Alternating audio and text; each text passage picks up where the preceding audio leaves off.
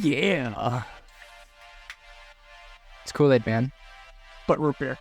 Anyway, hey guys, welcome back to another episode of Nerd Rant. I'm Dr. Tom Brain, also known as Seth, with my co-host, JJ, aka Junior Wolf. Woo! You don't like Kool-Aid? I never said that. I just opened Do you like Kool-Aid? opened my root beer. But do you like Kool-Aid? Not that much.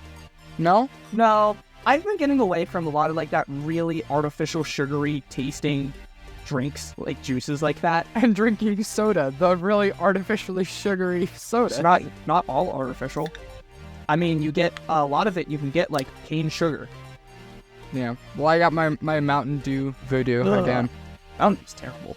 It's also terrible for you. It's like the worst soda you can drink. It is, and I love it for that reason. Oh, of course you do. Anyway, that's not what we're talking about today, now that we've done our minute chaotic intro. As we normally do. What are we chatting down to today? We are talking about, I don't even know what the encapsulating word. Like, Cha-ching. purchases. In-game purchases. Yeah. Purchases relating to video games. Well, you'll understand the topic as we go and as we cover different things. This one, I think, is definitely the reason we're having trouble. This is going to be a lot more open-ended instead of a very specific topic. We're just going to kind of bounce around. We're going to think of this certain DLC or this certain game, and we can just talk about it when it relates to video game spending and money and stuff. So this is going to be a lot more open-ended, and we're really just going to bounce around to a lot of different topics. Yeah. Where do you want to start? Do you want to start with what you were saying? Which thing? I don't care. Saying. I don't care. Well, let's pick one and we start with it. Okay. Let's start with, obviously, the most common of purchases these days, battle passes. Oh, battle passes. Let's start this off with good or bad. Overall, not just Fortnite. Just take it as a general thing. Well, it's hard to say because I like the concept, but everybody executes it differently, and that's what makes it a win or lose. So, in concept, it's great. You know, it causes people to play the games more. Is it great? And you get more items for a better price. But FOMO. Exclusivity, I'd say, is a bad part of it. However, the battle pass itself, I wouldn't say is bad. Generally it is a good price. Okay. But yeah, it has which you really have to look at nowadays with your purchases, right? There's two sides to it. Sure, you have the price, but then the FOMO. Is it worth it? How often are you going to use it? Like, there's a lot to look at. Like, yeah. And we'll cover a lot of that throughout as we get to different types of purchases. I'd say, generally, I think it's a bad thing. And I think we should all blame Fortnite for it. Honestly, yeah. Quite literally. Fortnite is the reason battle passes are so common. Why does Call of Duty need a battle pass? It doesn't. Let me tell you, it does not need a battle pass. But instantly, and it's great because Black Ops 4 was the first game to have a battle pass and have seasons. But obviously, with Call of Duty, they stopped updating. Now, some games last a bit longer, right? But Black Ops 4 has a final season, and you know it's after tier 100 or it's tier 50 or whatever? So what they added was a ultra weapon bribe. So before, you could only use like these. The system was really stupid. They made it a lot better after, like 2 years after launch. But if you want a certain weapon or a mastercraft, which makes your normal gun, you've seen some like crazy looking guns out there, right? Like camos or something. Yeah. It's like that. Like it makes it all lightning or something, right? You can specifically choose that or a new gun. So you get that at tier 50. And then every tier after that, you just get a reserve case. For Black Ops 4, that's 5 years ago now almost. Yeah. And it's still that same battle pass, and it's just like, we don't need it. I think a big reason why battle passes are so successful is because it gives the illusion that you're completing something even if you haven't purchased it, right? Like, I'm sure you've seen in those mobile games, like I know Egg Inc. has it, I think, and, you know, Adventure Capitalist is like that piggy bank thing where, like, the more you play, the more, like, money builds up in it, but you have to spend money if you want what's inside it. I bought the Egg Inc. one like 7 times. Yeah, but, like, the point is, it gives you the illusion that you've already, like, built up and worked towards something, And it makes you more inclined to purchase it for that reason. So like the battle pass is the same concept, where you have the free pass where you could get all the way to level 100, and then for $12, since you already progressed it, you might as well get everything that's in the premium pass as well, right? I think a great way to look at that is like the festival pass, or like the seasonal, like little mini event passes that we had. It's like, oh, I got the free clone trooper. Let me might as well get these 4 other skins because I already got the pass completed. Exactly. Yeah. It makes it seem like it's more of a win for you as the player if you've already, you know, made progress toward the thing that you'd be purchasing. But it's generally not. Yeah. So, you know, there's already that kind of level of, not deception, but, you know, misdirection from their tactics. Yeah. I'd say, so here's my big problem. And one reason why I didn't like Call of Duty, and I think some games struggle with it. And like you said, it all depends on the game, whether it's a good or bad thing, right? I just think generally, I think there's just more cons, because there isn't really a good pro, right? Because I'd rather just earn the item for free through challenges infinitely, you know, like kind of like Fall Guys, right? You have like a whole lifetime. You get 100 wins, like camos in Call of Duty, right? The moment you buy the game, if it takes you 3 years to get that certain challenge done, oh well, you have 3 years to get that gold camo. But most games, right, are cosmetic, like Fortnite. What I don't like is when, like, again, when Call of Duty first had a battle pass, they put guns in there. Brand new guns. Now, luckily, they were free. But then even in Modern Warfare 2019, they still were in there. But here's the other thing. They're free, right? And I can still earn them. So even though the battle pass is gone, I can do a special challenge, like the pistol from Season 2 that I missed. When I can get, like, in 15 different matches, get 3 headshots with a pistol. What they have in the paid version is a variant of it with attachments already. So even if you're level 1, here's some crazy attachments that you don't unlock until like level 40 of the gun. And it's just like that initiative. It's like, well, I want the people to play for free, earn it like we used to, and then grind, right, to level it up instead of paying. Or I think one of the stupidest things, because I still don't know, because I stopped playing after Season 1, Overwatch, with adding complete, like, meta-changing things, like characters, that I guess you have to pay for? I think that's how it is. I haven't played since Season 1. Initial season, so I don't know if that's what it actually was, because remember, I had the old version, so I had everything already, and I didn't have the Battle Pass. You said I did. I don't know. But I know for a fact other games do that. And when they put stuff like that, like meta-changing guns, meta-changing characters, especially in those types of games, I hate that. Yeah, I think I can understand if it's like, you know, the Battle Pass lasts a month and you give access to the character for people that buy the Battle Pass for that 1 month. And then maybe after that Battle Pass is over, everyone else can unlock it. That's something I can understand, right? It's not like the best thing on the developer's part because, you know, that way your games are unbalanced because not everybody's able to use this character. But it does make sense in terms of you're paying extra, right? You're giving them that extra money so they give you access to this thing that people will have later, but you're privileged. Yeah.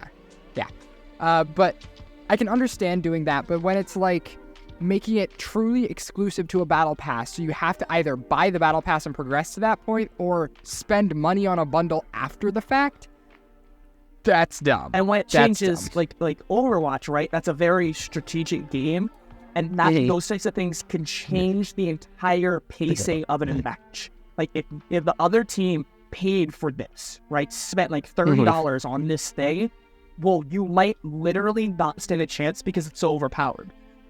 And unless you spent $30 of your own dollars on this free-to-play game, you lost. Like, it's quite literally impossible.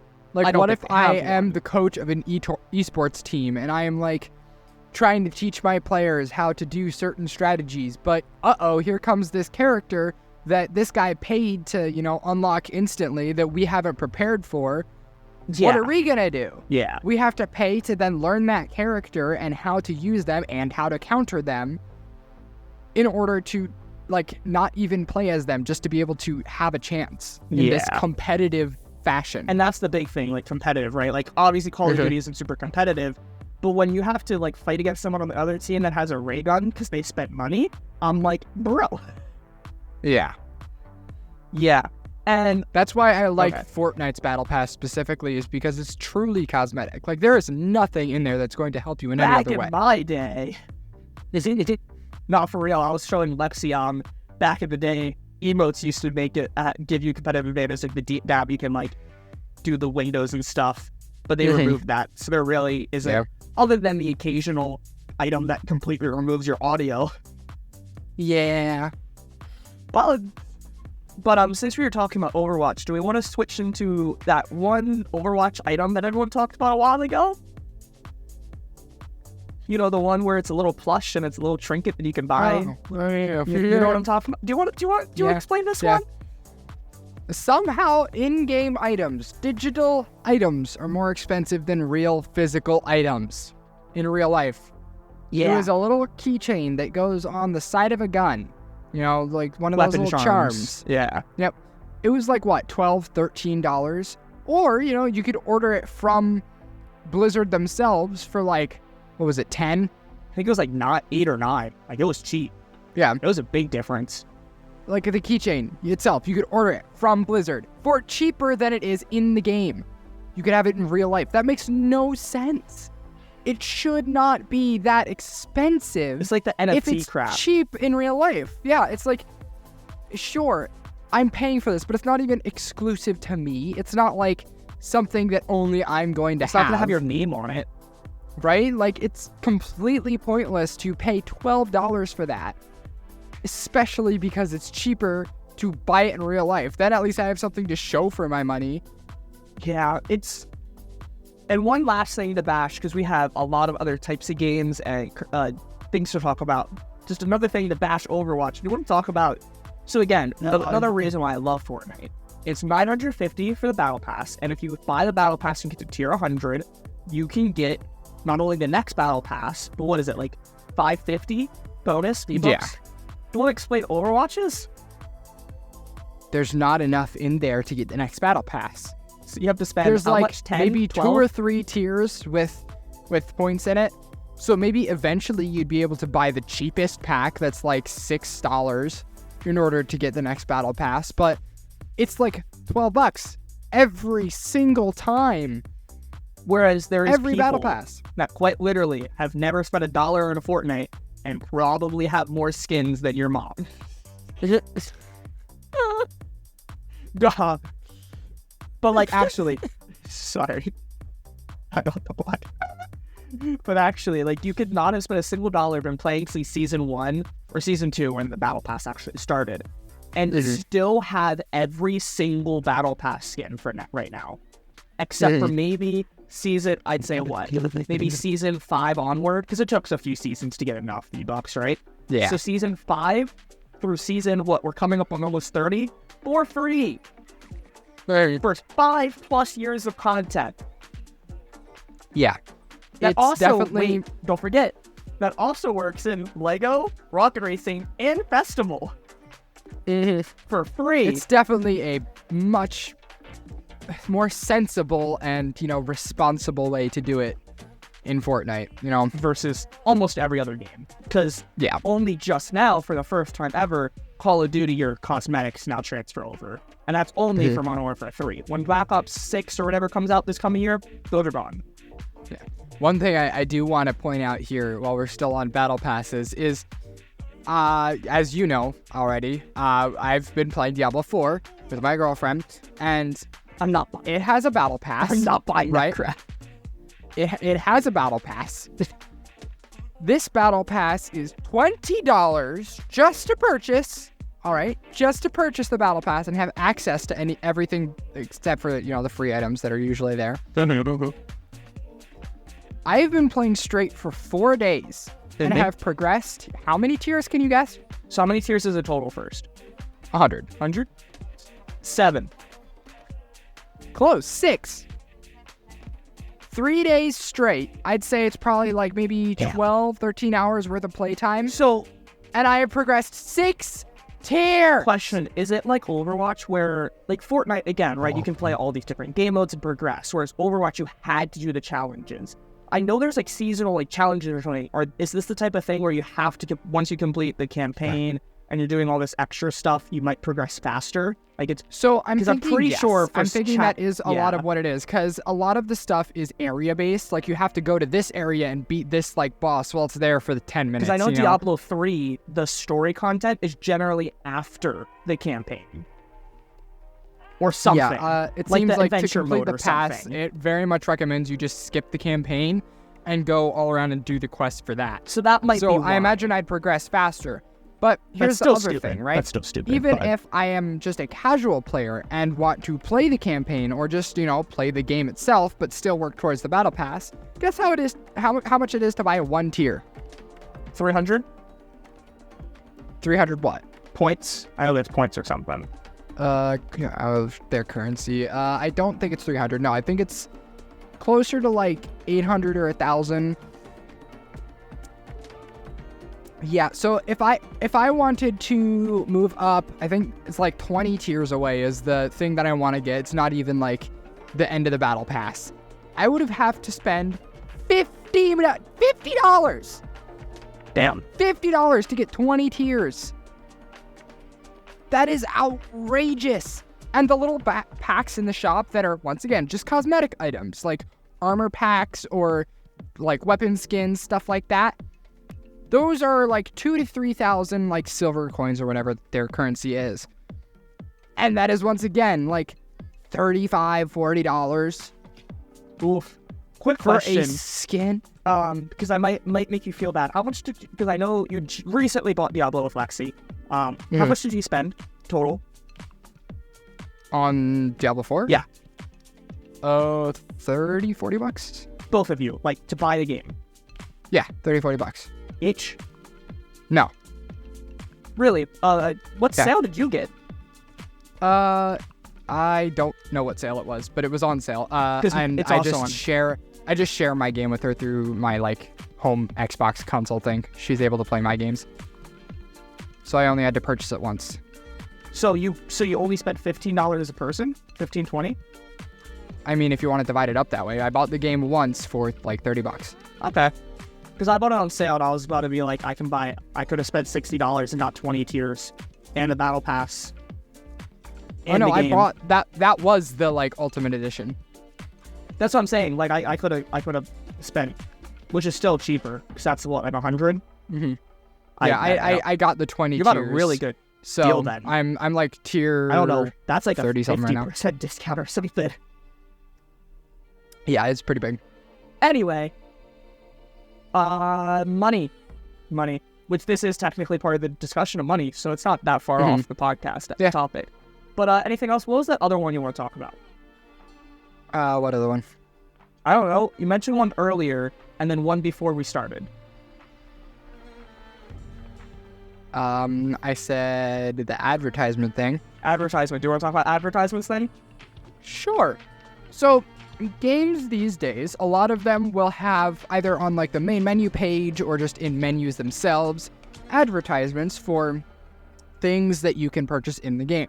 So the most prominent ones that come to mind are a lot of the Assassin's Creed games these days. On the main menu have like their little, I guess, banner thing that's like, here's the newest game, or, buy this in the shop or something like that. And then Hogwarts Legacy had one that's like, buy this DLC pack that has, these skins in it. And I don't know, I feel like that's a little weird, a little forced, because like, obviously you're gonna know it exists because you had to buy the game, and there's 2 different versions of the game, one that includes this extra stuff. Yeah. So if I already know it exists, why are you pushing it in my face when I just paid $60 to play your game?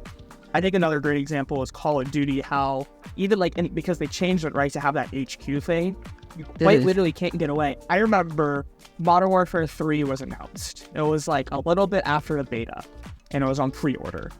And I did not want Modern Warfare 3, and I was trying Modern Warfare 2 because Joey had it, and I was doing the game share thing too, and I was playing the campaign and all that kind of stuff, right?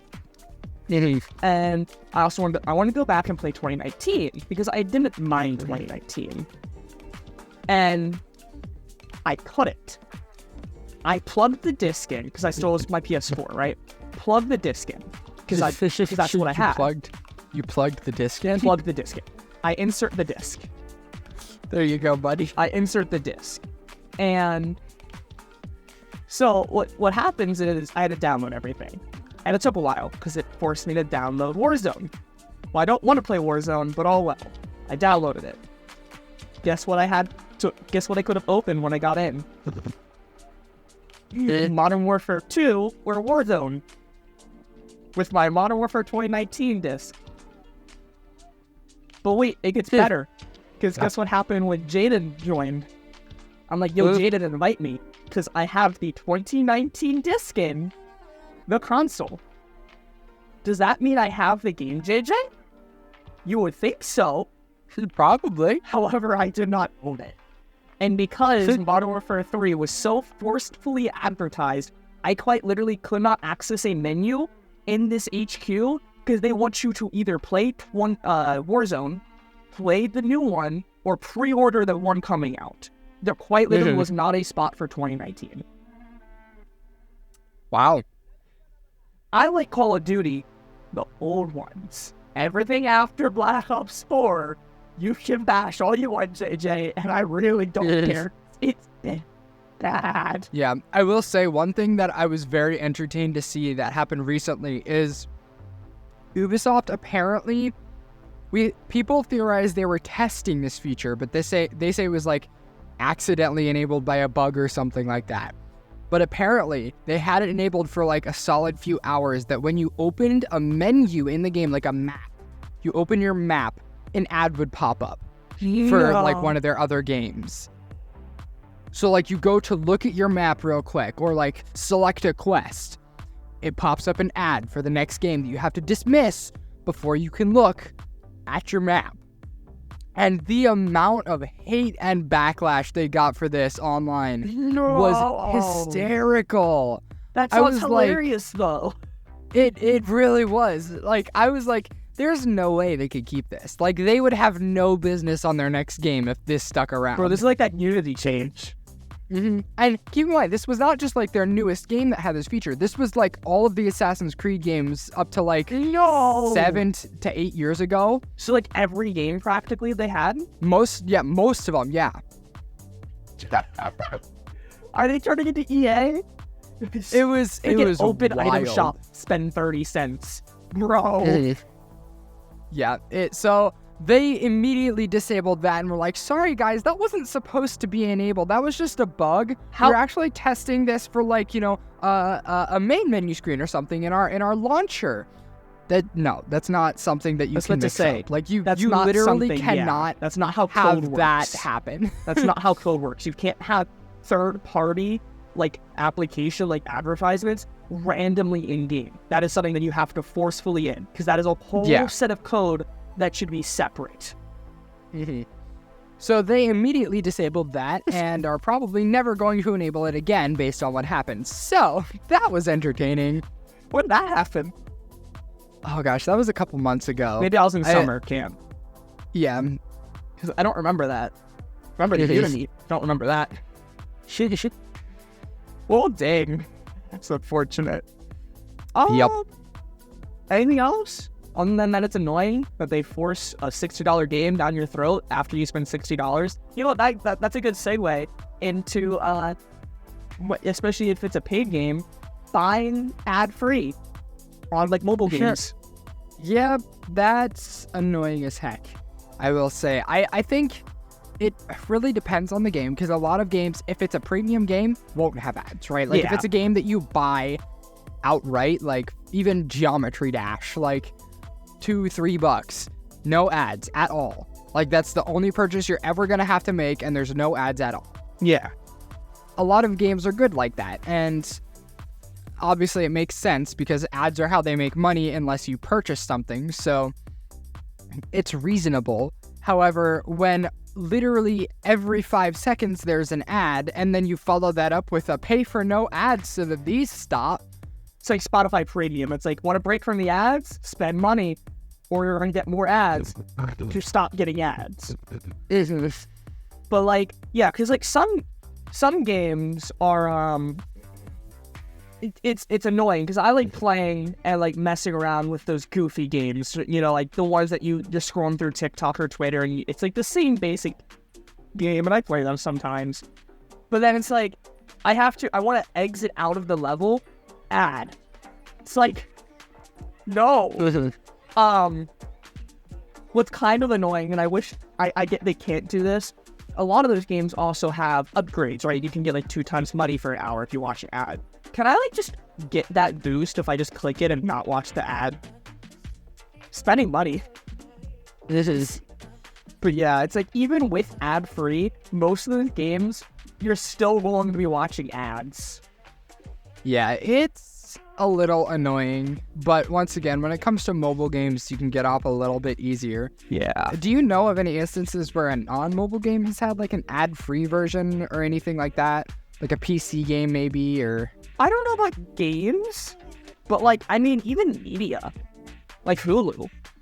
Right, this is Nerd Rant. Like, we're talking about games, but a lot of this stuff can very much go with like microtransactions on those types of things. Yeah. Yo, JJ. Netflix Battle Pass. Watch shows. Get a month free. Bruh. Anyway. Oh, I will say, I saw this thing recently since you mentioned streaming services. The original idea of streaming services was to move away from cable, right? Because cable was too expensive and had too many ads, right? I think it was like $82 a month for cable with ads, which was terrible. But now every streaming service has an ad option. Yeah, that's what I was getting and to. is still expensive. So if you pay for all of the big name services like Disney Plus, Hulu, ESPN, Paramount, Apple TV, like Netflix, all those big ones that everybody knows, all together with their, I think it was with the advertisement versions, it equals $83. But I mean, almost the price like of cable itself. Though. I feel like most people don't have everything because the whole reason of streaming services most is to people get the can't shows afford that everything you want, though. Like, I probably very rarely will buy, like, I feel like something like Disney Plus, I might get for a month, binge all the Marvel shows, and I'm not gonna buy it. Whereas something like Netflix, I will buy monthly, and that is the only streaming service I really need. So that's the point of streaming services. They are still significantly cheaper because with something like cable, you cannot choose to have your 4 channels that you watch all the time. I do think it is significantly cheaper because the idea is you don't get everything, whether it was the same price or not. You don't get everything. But if you pay for this ad-free version on like the 1 or 2 that you actually use, it's like 50% the price of cable anyway. Because the ad-free version is what, like $25-30 a month? 2 of those, you got 60. You're almost there to the price of cable, just to have no ads. I think, what was it? Disney Plus, if you're not paying for like their bundle with Hulu and everything, I think it was $12 a month for the ad version. Dang, that does. Here, let me check Netflix. Standard with ads, standard, limited ad free. Dang it, where's the pricing? Standard is $15. It's like $15 a month, and you have so much stuff, extra slots. It's still like, I mean, here's the thing much? though.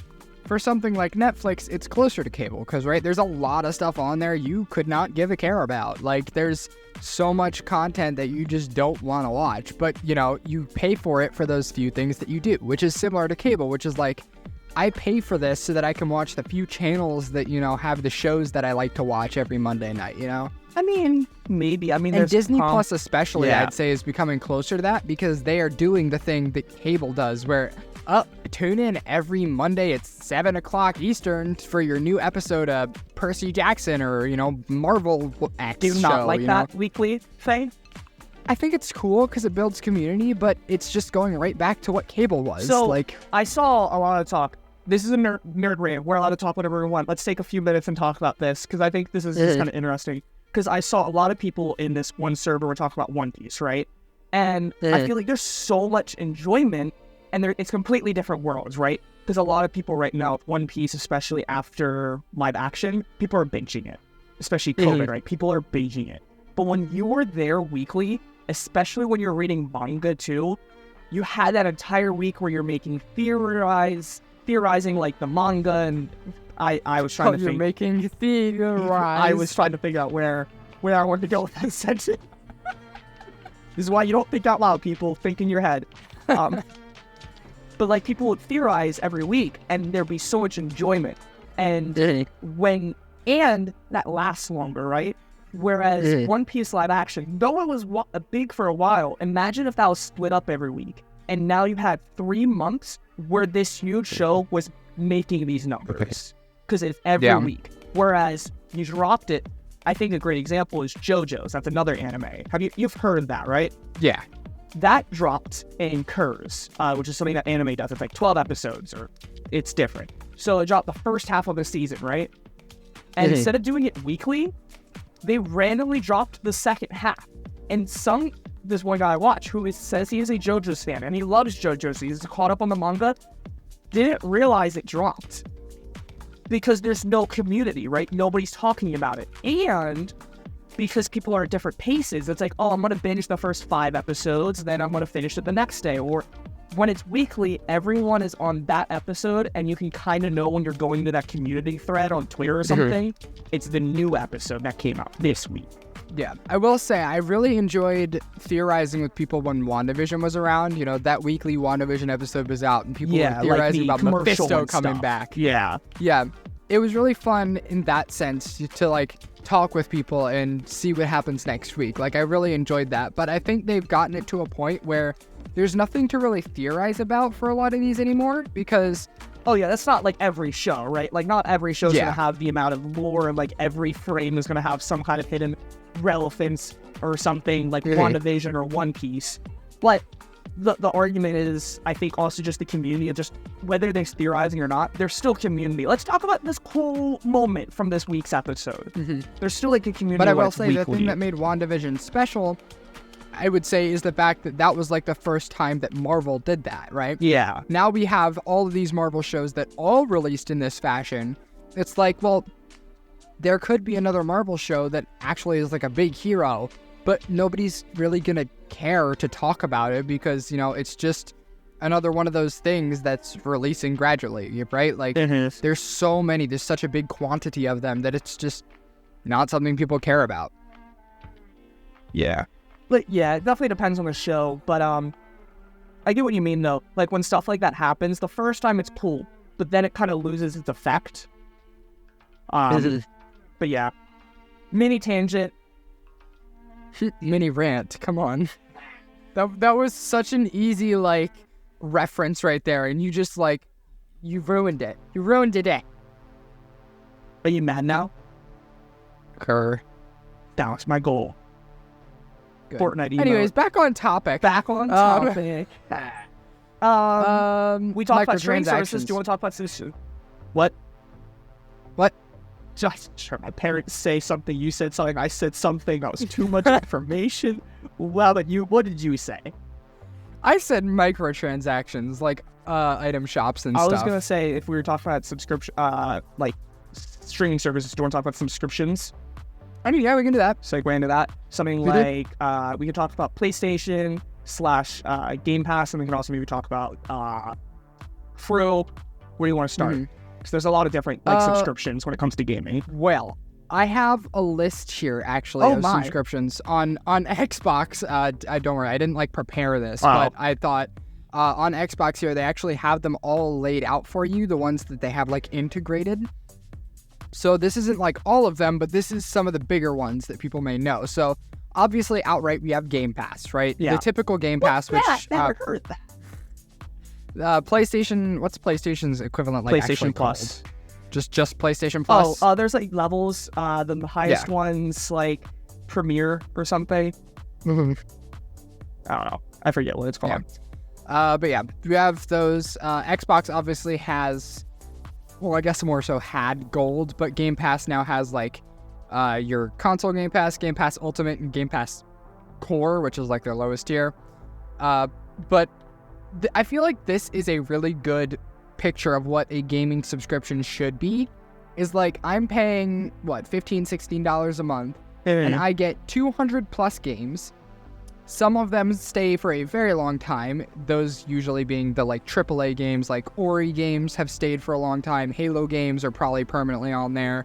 You know, all the big games that, you know, you'd subscribe to play, those are staying around. So I pretty much have those locked in my library for as long as I want them to be.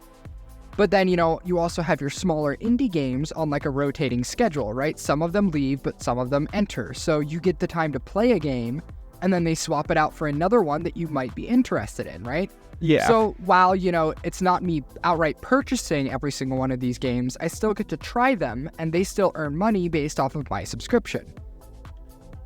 It's pretty much a very elegant way of doing kind of a blockbuster-esque gaming experience. How much did you say the max tier was per month or so? The max tier is like 15 or 16. Okay. So, because I'm just trying to figure out, because it says yearly for PlayStation. It's $160 per year, which goes to around $13.30. Obviously, it doesn't have as much, but I do get Ubisoft Plus, I do get a games catalog, I get my monthly games still, so I do get monthly games that I will always have, no matter what. Wait, you get Ubisoft Plus? Yeah. I don't have that on my basic, but on the premium tier, yeah. You get all the Ubisoft Plus, online games, share play, cloud game, exclusive content, extra discounts, you get trials, and then you have a big catalog. I will say Xbox Game Pass incorporates EA Play into theirs. That's what I'm saying. It's not as big, right? You definitely have some other subscriptions there, like EA Play. Actually, I do get EA deals, not EA Play, but I do get some extra deals with Plus. Yeah. But yeah, that's a good segue into those smaller ones then. EA Play and Ubisoft Plus are both, you know, solo company subscriptions, right? So you have, gosh, how much is EA Play again? Let me look here. You do that, I'll look up Ubisoft. Okay. If it loads, is it going to load? I don't know if it's actually going to load it for me here. Oh, hey, I'm also struggling a bit. Let's ask Google. Hey, Google, how much is the EA Play subscription? JJ, why'd you do that? Just activate it everyone's... Because I have one, so if I listen to it, it's gonna... EA Play is $4.99 a month. EA Play Pro is $15 a month. So obviously Xbox incorporates the $5 a month one into theirs. I get Ubisoft is $14.99, so $15, and I get all the classics, which I'm guessing is everything. Yeah.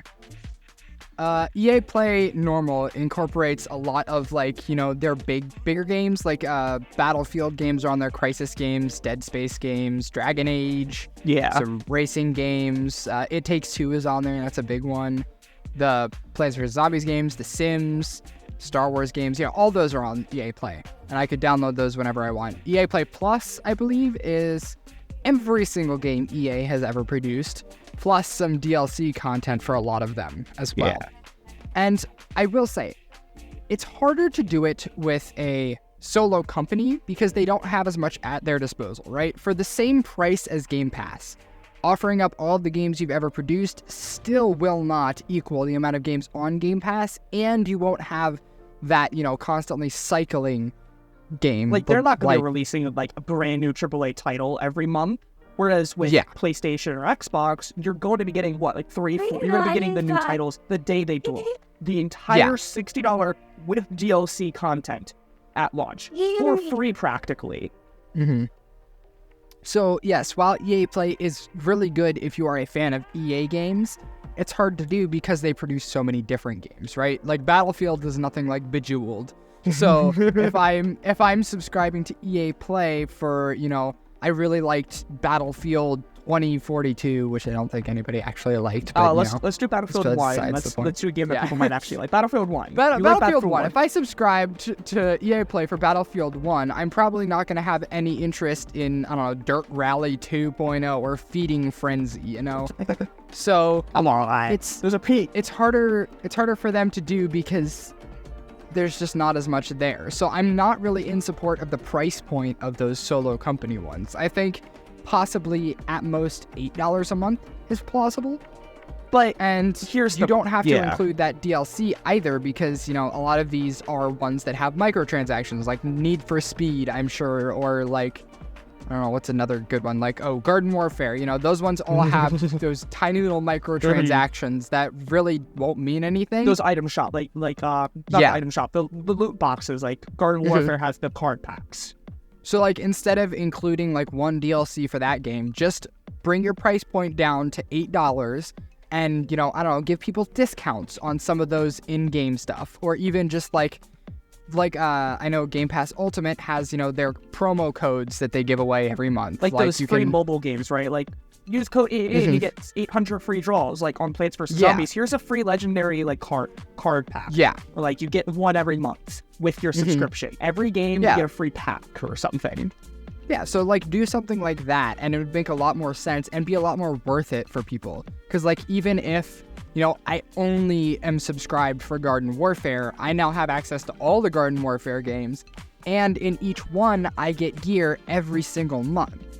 So, Like, I'm wondering, because there's so much, like, specifics, and I don't know, like, the numbers of stuff, like ads and stuff, and, like, what the creators are getting. If I were to say, like, Ubisoft, right? You have all the Assassin's Creed games. And Yeah. I spent $15 one time, and I played 1 month. And obviously, this is something I couldn't not do right now, but say I was a kid. Say I was in middle school and it's summer break. And for one $15 purchase, I played all the games in 1 month.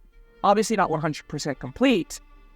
How much, like, are they losing if they change that price point down, DLC or not?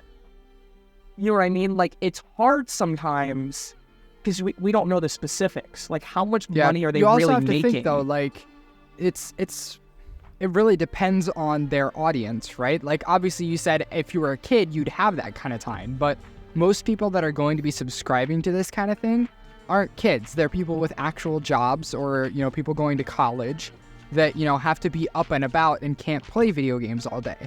That's most of the people that are subscribed to this. So in reality, are they really losing money? Like, even if every day I come home and play one of these games for 6 hours, right?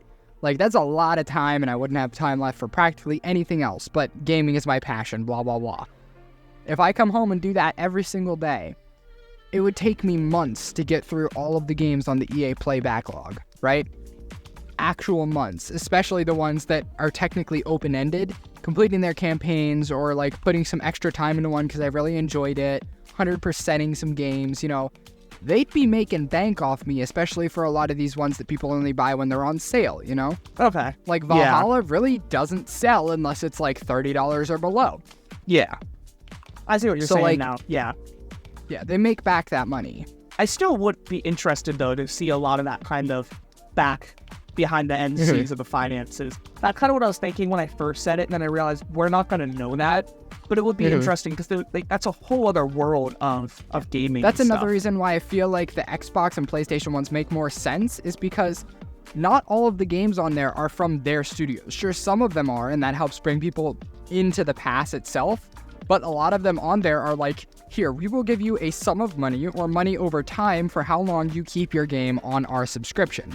So because this game is free to the players on our service, we are giving you money to put it on there and keep it on there. I think games like Scarlet Nexus were like a sum of money when it was on there. It was like at launch, we'll like give you, I don't know, let's just for the funds of it, say $1 million, right? Off the bat, this is the money you will get, and then you keep it on our service for X amount of time, and then you can take it off and do whatever you want with it. Yeah. And that allows them to, you know, have more money than they originally thought would be capable of a new IP game that not many people would know about. But it also allows those players to be like, oh, well, I didn't really pay for this game. I might as well buy the DLC because I enjoyed it and want to support the developers, right? Yeah.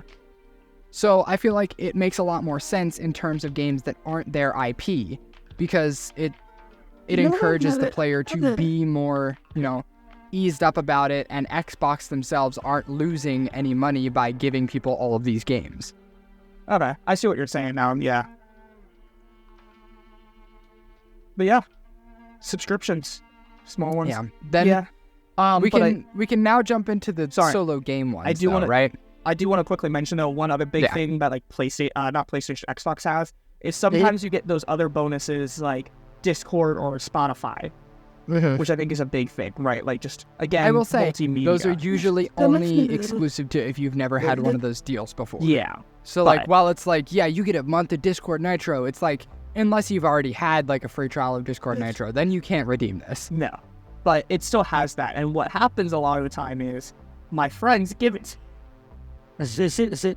No, are you sure? Because I've had multiple months of Nitro for free. I mean, I've read the terms, and it's like if you've redeemed this deal before, then you're unable to. I think I even tried it once with, I don't know, some streaming service or something that I had like already used a free trial of. I wasn't able to redeem the perk for it because it was just really an advertisement for said free trial that I had already used. Yeah, because they also couldn't use it, so they gave it to me, and then or maybe it's because it gifted. Maybe they gifted it with the I don't know. Who knows? Anyway, yes, we can continue. We can jump into the solo game subscriptions too, because I feel like that one is definitely worth mentioning, seeing as we both partake in said things. True. What? Yep. So there's two specific ones I want to point out here. I think Fortnite definitely is the one that we will most prominently know, right? Yes. And then one that I only really recently found out about, which is GTA Plus. Does it? Which is very interesting. But let's hop into Fortnite first. Fortnite Crew is probably one of the best game subscriptions you'll ever find. My one friend's trying to tell me no, and it's like, yeah, no, you're wrong. Yeah, no, for, what is it, $13? $12? Not even. Like, with tax, it's $12.71 for me. Yeah, so for almost $13, you get a pack of stuff that is usable in basically 4 different games. And more to come. Some more than others. Yeah, and more to come in that pack in the later months if you stay subscribed. Fortnite news update. Did you see we're going to be getting like a music festival player versus player thing? Yeah. That's going to be wild. It's going to be fun. Yeah, okay. I'm just picturing, if you watch Scooby-Doo Mystery Incorporated, it's that one music episode where we had the Hex Girls versus that old school band, and we just have 2 different spirit animals of music battling against each other. We got like pop versus like country or something. Bruh. Anyway, the crew. But yeah, Fortnite Crew, and it gives you the in-game currency, 1,000 of it too, which is a pretty like sufficient amount. $8.99 every single month. Now? Yeah. So like that's the majority of the purchase, plus an entire bundle that would cost around the same amount, if not more. Yeah. And you get to use it in like a bunch of different games. And on top of that, I completely forgot, you're getting the Battle Pass, which is in and of itself another purchase, and the Battle Pass for Rocket League, which is in and of itself another purchase.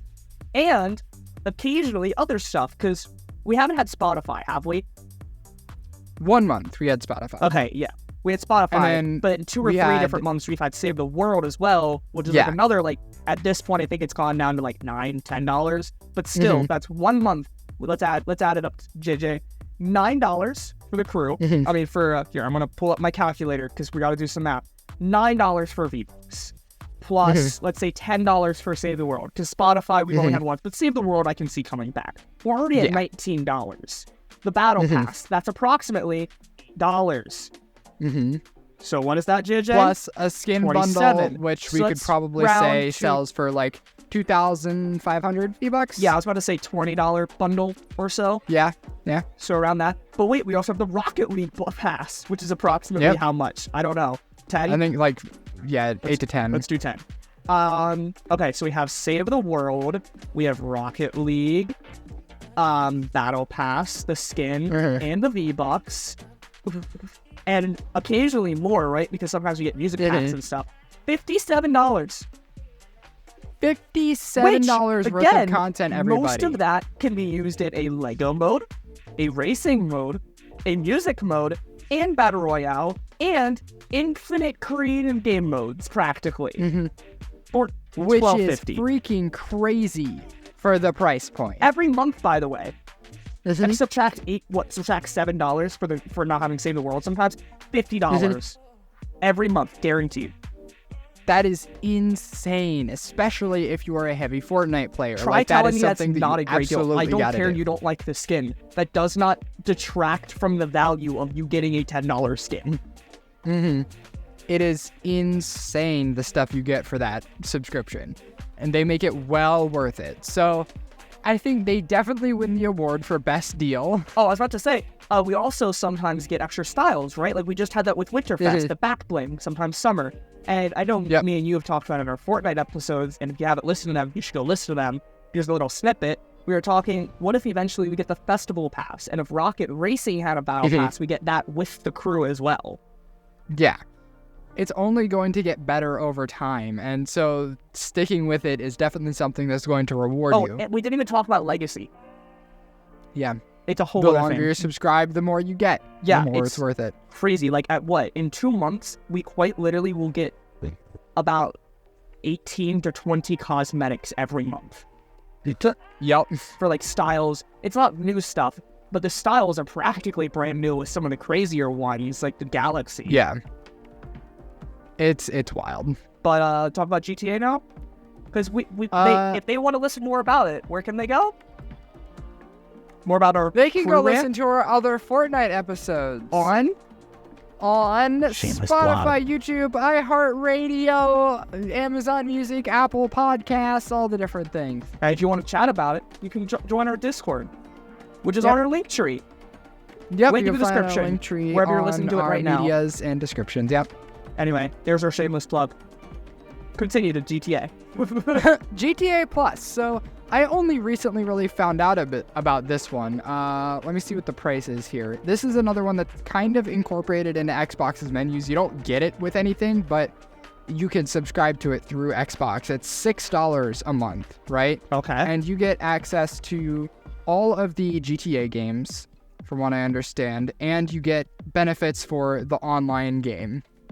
It looks like you get monthly money, vehicles, discounts, early access releases to in-game items, property benefits, outfits, just a crap ton of stuff. But they're basically loading you up on all the stuff you'd need in GTA games, mostly the online one, but some other games as well. And you're getting other GTA games for free. That sounds like it'd be pretty worth it. Yeah, I'd say so. I'm not going to get it, but Neither am I. I don't play GTA, but I just thought it was worth mentioning yeah. because it was another one that's like a big I remember name game. I kind of wish I played back a few years ago, because when I had my PS4 originally and it was Chapter 1, the same friend group I had I was playing Fortnite with all the time, we would be playing creative and goofing off. They'd always be played together, because like the one friend I played with, I eventually joined their whole friend group, and we played all the time, and they all played GTA online, and they'd just be telling me, like, they're in a voice call or something with me on PlayStation Party, and it was like, oh yeah, I'm just flying on this, like, Humber bike thing in the air, trying to, like, steal from this yacht, and I'm like, bro, that sounds chaotic while you have 2 RPGs equipped or something. It is. GTA games are something else, I'll tell you what. And I was like, that's why I want to play it, not for the story. I just want to cause chaos with friends. Yeah. And it really can be a lot of fun. For mature audiences only. If you want to listen to that, that's another episode you can go listen to. Yep. Age ratings. But yeah, it's, I don't know. What's our end thought here? That's a good question. We don't, like I said, this is just kind of us chatting for a bit about a topic. And that was just like in-game currency. We have battle passes, we had subscriptions. We talked a little bit about microtransactions, like for mobile games a bit with like ad-free and stuff. Talked about streaming services a bit.